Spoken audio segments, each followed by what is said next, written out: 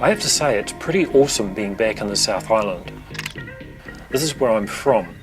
The light is different, the climate is way different. But it was really challenging having to close my Auckland practice and leave the big city. We all know it's been a radical couple of years, such big changes happening in our societies and how we live. And I hope to find all of you guys doing okay amongst it all. Perhaps it's just a big and timely wake-up call, shaking us out of our ingrained habits and patterns to be more adaptable and to get better at changing to suit our new circumstances. But on top of that, I had a big surprise myself. So, greetings from the South.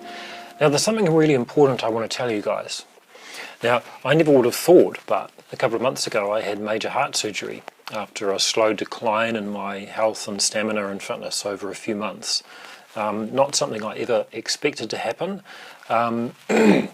The problem was a damaged heart valve which needed to be replaced.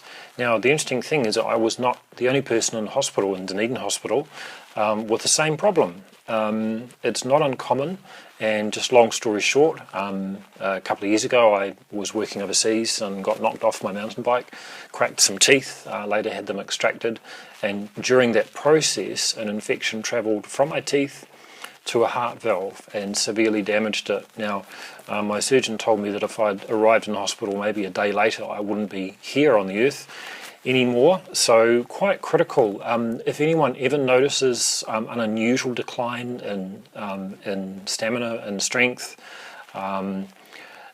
just kind of feeling like something's wrong but there's no explanation, please go and get a check with your GP.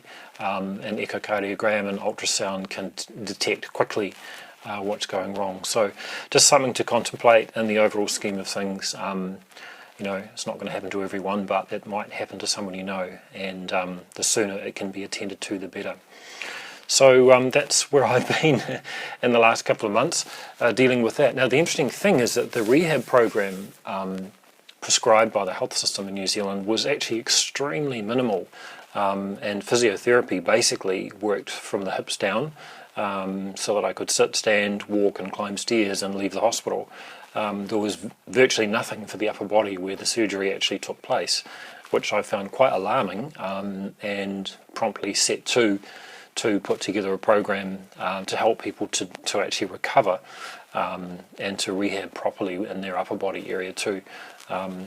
The nature of the surgery means that the posture, the movement of the ribcage and sternum and spine is severely affected, and I was really freaked out by what happened to me. And so it became very important to actually think, well, okay, let's sort this out. So so my recovery has actually been quite comprehensive and quite substantial and quite quick. So I look forward to sharing that with others who have had any form of open heart surgery, to be able to get back on top as quickly as possible. And in many cases people will end up better than they were because their health had deteriorated so much over time prior to the surgery, so there's lots of good things can happen there. And something useful just to close, I just read that Anthony Robbins talks of lifting the rib cage by 2 millimeters, and that can make a significant difference to how we feel and how we operate. Now, I think that's a really good idea, and I would add to that two things, and that is that as we do that we feel very grounded in contact with the ground through the feet, and also we let the crown of the head to float upwards, so the head is very light on top of the spine. The net result of that is that potentially we go from a slight slouch to a nice lift, so the ribcage chest is lifting, there's more space for breathing with the diaphragm, and we keep the back of the neck nice and open and free. So let that power up your day, and I look forward to being in touch soon. I'm not working yet, but I will be soon, and I will keep you posted with developments.